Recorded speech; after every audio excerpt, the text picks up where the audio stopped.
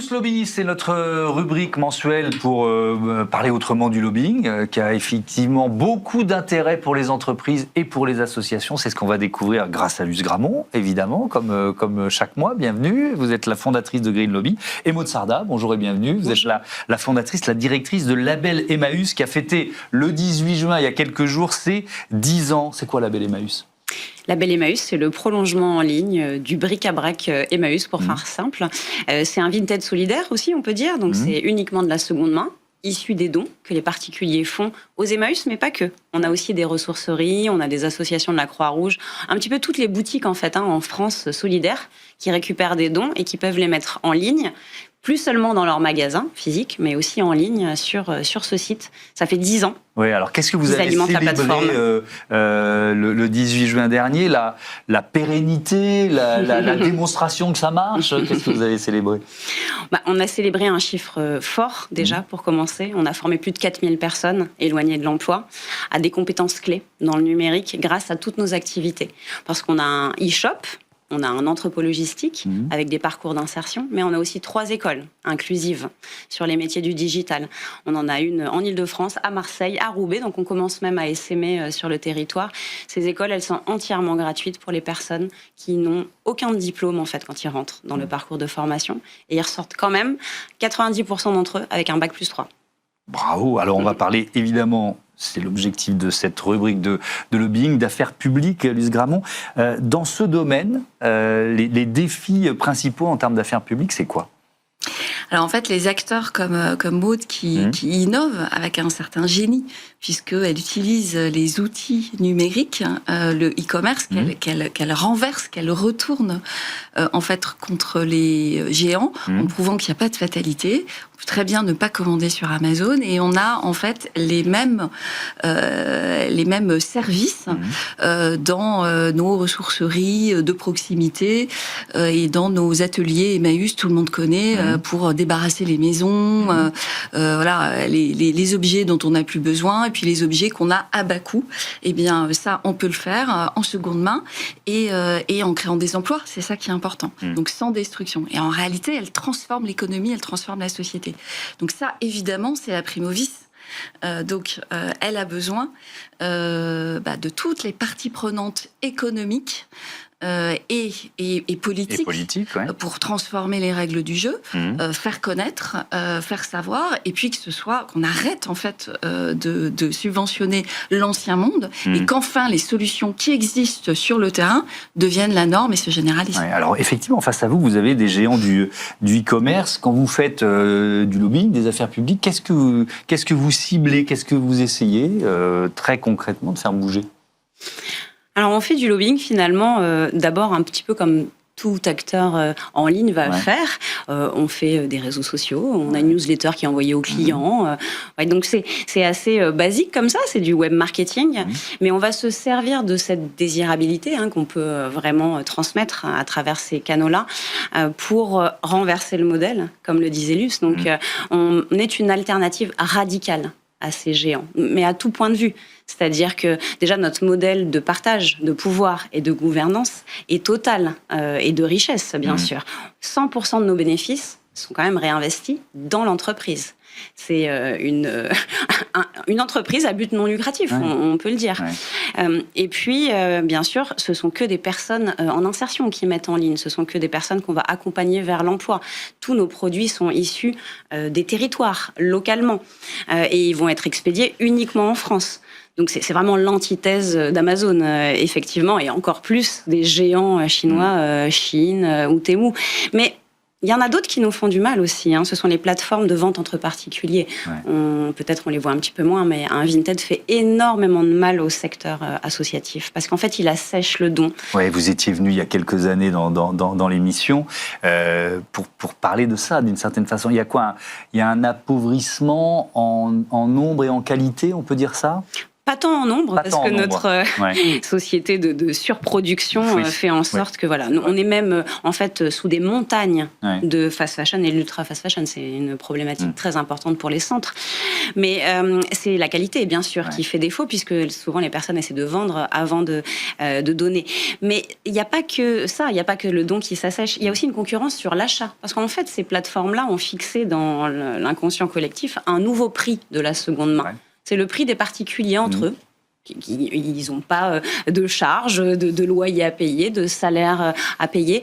Et donc, nous, on est coincés, en fait, entre l'ultra fast fashion qui réussit à avoir des prix en dessous de la seconde main, et c'est du neuf. Alors, même si c'est toxique, ça ne répond pas aux normes, c'est ce que les gens vont retenir. Même si ça va s'user plus vite, mais bon. Évidemment, on va le porter 3 fois en moyenne, 2 à 3 fois un vêtement sur Shein. Et donc, ces plateformes aussi de seconde main entre particuliers qui fixent un nouveau prix, en fait, de la seconde main. C'est ça notre plus gros défi, en fait. C'est d'expliquer le prix avec toute la valeur du travail. Ce sont des transactions sécurisées, il y a un service après-vente de qualité, il n'y a pas de fraude sur notre site, contrairement à... C'est très très important, la fraude sur les sites de vente entre particuliers, par exemple. Ouais. Alors si on prend l'exemple de Shein, est intéressant, parce que cette marque chinoise a été vraiment dans le projecteur de l'actualité. On a appris il y a quelques jours que finalement le partenariat Shein-BHV se terminait, et se terminait mal pour les deux, on peut dire ça comme ça. Quelle différence vous faites, Luce Gramont, entre une mobilisation de sensibilisation de l'opinion, dans un cas comme celui-là, et puis une mobilisation qui paye peut-être, qui obtient des changements politiques? Comment vous l'analysez, ça? Alors, effectivement, la fast fashion, c'est un peu le cas d'école de la dernière année. Maud a été vraiment à la tête d'une coalition. On est passé de l'effondrement du Rana Plaza il y a un peu plus de 10 ans, qui était un problème éthique d'esclavage moderne, à un problème écologique, avec à sa tête Camille Etienne, toutes les associations environnementales et Maud, et des entreprises du textile qui ont commencé à se dire, mais en fait, l'ultra fast fashion, c'est aussi très mauvais pour nous. Et des marques mythiques comme Kookai, Pinky. On a vu tomber on a vu tomber, toutes ces marques-là. Et finalement, ça ravage l'économie. Donc, on est passé là à un sujet qui est un sujet industriel, un sujet de souveraineté économique, un sujet de comment on se défend des Chinois, des Américains, et comment on maintient nos emplois et notre souveraineté économique. C'est plus facile de mobiliser les politiques quand on porte ces arguments-là ? Évidemment. C'est plus facile. C'est une réalité, en fait. Les sujets écologiques, qui sont intimement liés. Les limites planétaires et le maintien de notre survie, c'est à la fois une question de répartition de richesse, donc de justice, et une question économique. De est-ce qu'on privilégie ces modèles-là qui sont vertueux, ou les modèles du passé, ou est-ce qu'on se fait complètement ravager par les étrangers. Et c'est vrai que l'opinion publique joue, c'est les entreprises, l'opinion publique et les politiques. C'est le triangle de l'inaction qu'on renverse. Et là, c'est une semi-victoire, c'est pas linéaire. Maud pourra le dire, on a eu une déception en commission mixte paritaire pour la loi fast fashion cette semaine. Mais c'est quand même une bataille qui a été gagnée du point de vue symbolique et économique. Du point de vue de l'opinion, du point de vue de l'opinion, le sujet est incontournable. Même la droite, en fait. On a vu des députés comme Antoine Vermorel, député républicain, singer une influenceuse qui ouvre son colis Amazon avec le petit body plein de phtalates. On a vu Anne-Cécile Violent, qui est proche d'Édouard Philippe, porter la loi sur la fast fashion. Mais en face, on a des lobbying avec Christophe Castaner, ancien membre du gouvernement. Qui a été embauché par Shein. Donc, c'est vraiment David contre Goliath. Et David se défend quand même efficacement avec l'aide de l'opinion publique. Et avec l'aide d'entrepreneurs très innovants et pleins de génie comme Maud Sarda, et aussi des entreprises plus mainstream qui commencent à se rendre compte que là, il y a un mensonge terrible vous voyez, le libéralisme qui protège la compétitivité des entreprises françaises. C'est très exactement le contraire. Qu'est-ce qui s'est passé en commission mixte paritaire? Pourquoi il y a eu une déception il y a quelques jours?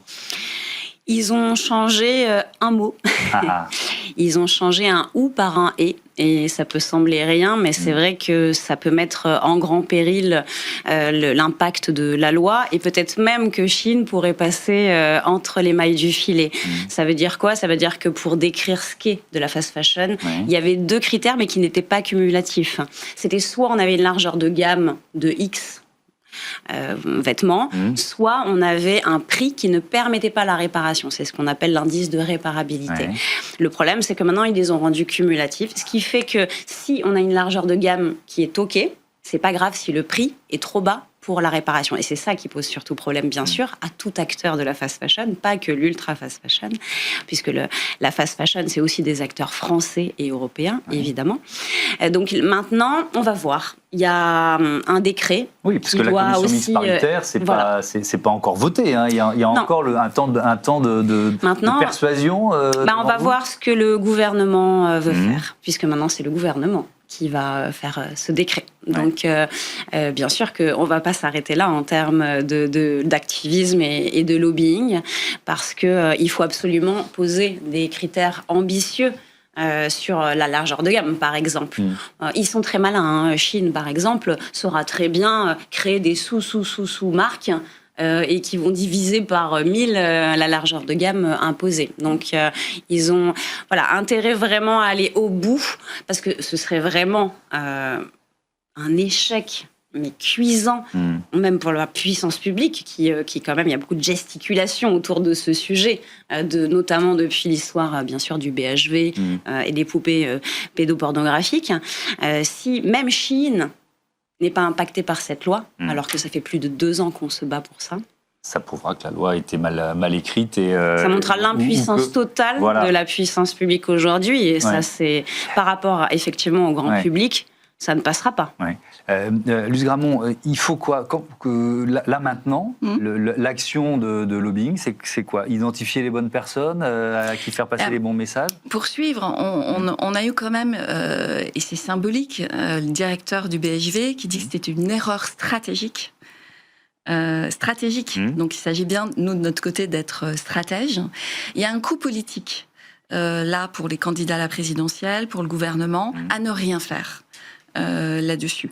Et c'est ça qu'on a gagné. Donc il faut rien lâcher.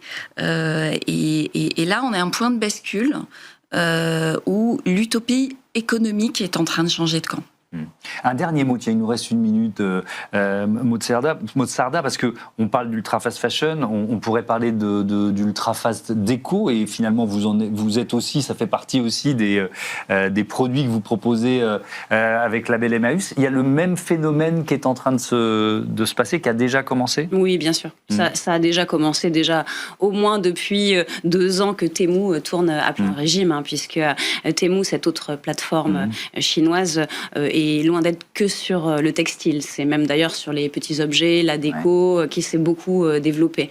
Donc il est en train de faire les mêmes ravages, puisque il commence à avoir un petit peu des amendes qui tombent au niveau de l'Europe, mais c'est absolument ridicule par rapport aux chiffres d'affaires qu'il fait désormais. En fait, c'est des dizaines de milliards qu'il fait désormais en Europe. Donc oui, c'est exactement le même phénomène, la fast déco. Et je pense qu'il y a un beau projet à faire pour le BHV, peut-être pour finir. Pourquoi on lancerait pas le vrai bazar de l'Hôtel de Ville, le plus grand magasin de la seconde main en plein cœur de Paris, avec de la déco, du mobilier, des vêtements, des livres, tout ce qu'on fait sur Label Emmaüs et dans toutes les ressourceries de France. Belle idée, merci beaucoup à toutes les deux, et à bientôt sur Be Smart for Change. C'est l'heure du grand entretien de ce Smart Impact. On va voir comment le Quai d'Orsay se transforme.